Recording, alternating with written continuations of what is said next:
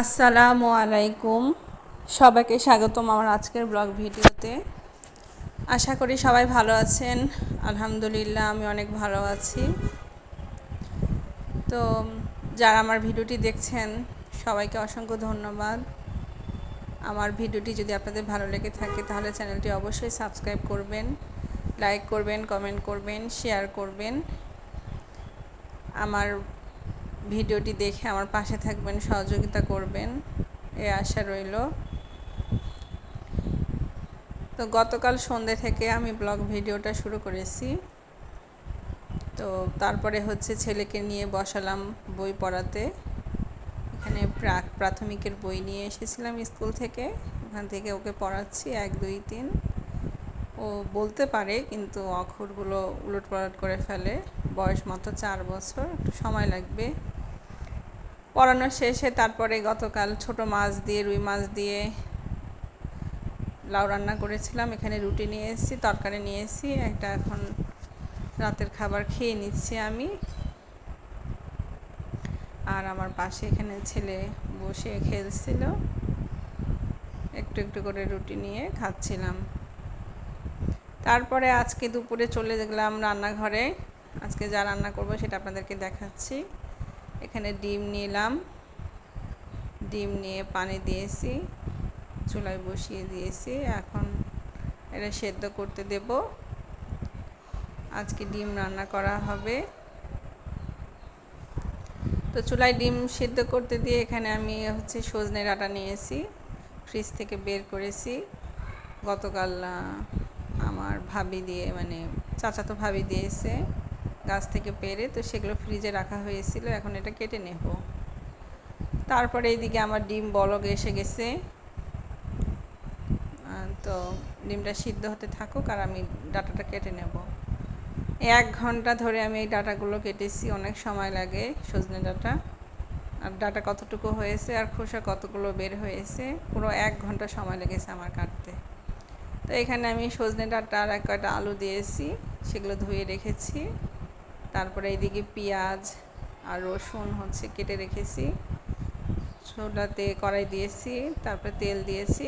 এখন পেঁয়াজ আর রসুনটা ভালো করে ভেজে নেব। আর আমি যেহেতু কাঁচামরিচ আর জিরা বেটে রাখি ব্লেন্ড করে, ওইটা তরকারি দেবো, তাই কাঁচামরিচকে কাটিনি। তো এখন কড়াইতে পেঁয়াজ আর রসুনটা ভালো করে ভেজে নেব। একটু বাদামি কালার হয়ে আসলে তারপরে আবার সব ধরনের মশলা দেব। তো আমি এখানে সব ধরনের মশলা দিয়েছি। মশলা দিয়ে কষানো আমার প্রায় হয়ে এসেছে। একটু হালকা পানি দিয়েছিলাম, কষানো হয়ে গেছে। তো কেটে রাখা সবজিগুলো দিলাম, সজনে ডাঁটা আর আলু দিয়ে এখন আমি একটু ভালো করে কষিয়ে নেব। সজনে ডাঁটা কার কেমন লাগে জানি না, আমার খুবই পছন্দ। আমাকে যদি ভাত না দেয়, শুধুমাত্র সজনে ডাঁটাই খেতে দেয় 1 বাটি, আমি খেতে রাজি আছি। আমার খুবই পছন্দ সজনে ডাঁটা। তাই তো আমার সজনে ডাঁটাটা কষানো হয়ে গেছে, একটুও পানি নেই, খুব ভালো করে কষানো হয়ে গেছে, লেগে যাচ্ছে কড়াইতে। তো এখন আমি পরিমাণ মতো পানি দিয়ে দেব। এই তো পানি দিয়ে দিলাম তরকারিতে পরিমাণ মতো, দিয়ে এখন খুন্তি দিয়ে ভালো করে নেড়ে নেব। আরও একটু পানি দেব, এইটুকু পানিতে হবে না, ডাঁটাগুলো সেদ্ধ হবে, আবার একটু ঝোল রাখতে হবে। তার একটু পানি দিয়ে দেব। আর এখানে ডিমটা সেদ্ধ করে নিয়েছিলাম, ডিমটা ছুলে রেখেছি। ডিমটা এখন আমি বসিয়ে দেব।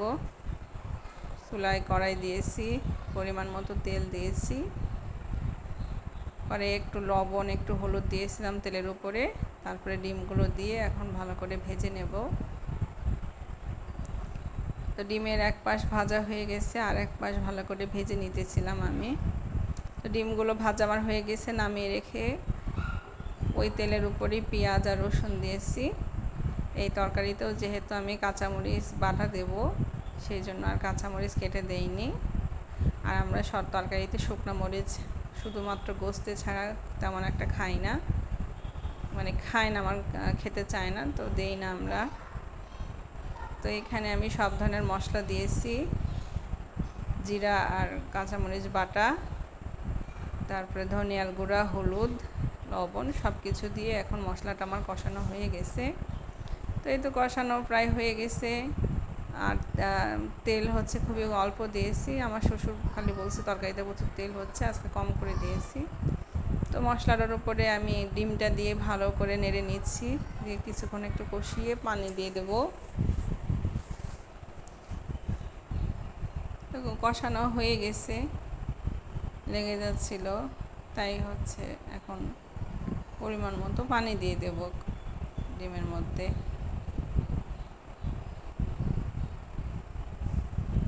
দিয়ে এখন একটু নেড়ে দিচ্ছি।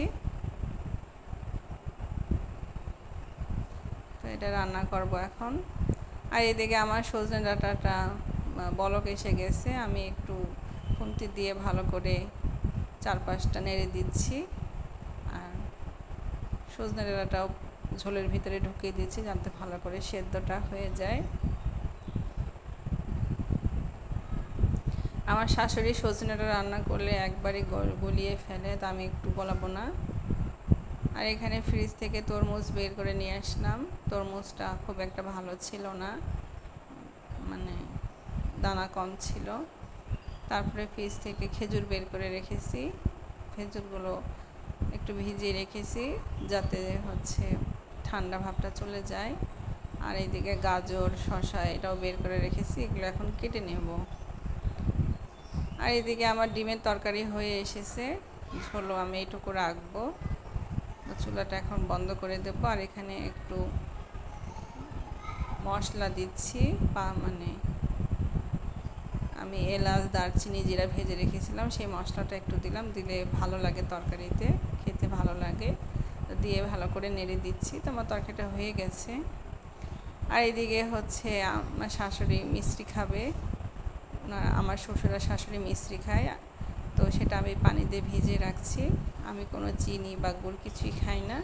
তো আমি এখানে এইসবগুলোর ভুসি আর চিয়া সিড নিয়েছি, এটা আমি খাই ইফতারে। তো এটা এখন পানি দিয়ে ভিজিয়ে নেব, দিয়ে ভিজিয়ে রাখবো।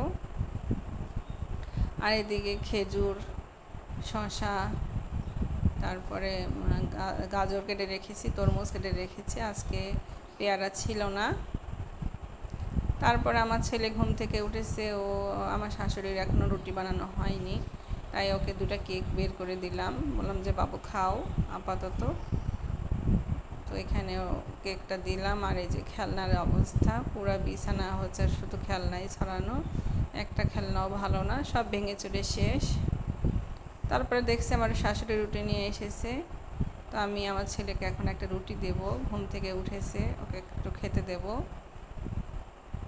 রুটিটা নিয়ে এসেছি। আর এইদিকে হচ্ছে ফ্রিজ থেকে গুড় বের করেছি, এই গুড় দিয়ে রুটি দিলে ও খুব ভালো করে খায়, তো আমি এখন ওকে এটা খেতে দেব। তারপরে ফ্রিজ থেকে ছোলা বের করে রেখেছিলাম, সেটা এখনও ভালো করে ভিজিনি, একটু পানি দিলাম, তো পানিটা একটু বেশি হয়ে গেল। তারপরে এটা এখন একটু রান্না করে নেব। তো পানি বেশি হওয়ার কারণে ফ্রিজে আর একটু ছোলা ছিল, আমি সেইটুকু নিয়ে ঢেলে দিলাম এর মধ্যে, দিয়ে হচ্ছে একটু ভালো করে নেড়ে নিচ্ছি, লেগে যাচ্ছে কড়াইতে।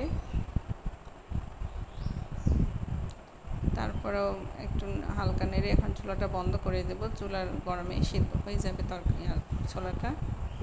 তারপরে আমি ছাদে গেলাম, ছাদে ওই দূরে ভাবির সজনে ডাঁটা গাছ দেখা যাচ্ছিল। আর এখানে ছাদে হচ্ছে এই যে আমাদের করমচা গাছে ফুল ধরেছে, অল্প অল্প করে ফুল আসছে। এখানে একটা ফুল, ওখানে একটা করমচা ধরেছে। এর আগে একটা করমচা ছিল, পেকে গিয়েছিলাম, আর ছেলেকে ছেড়ে দিয়েছিলাম।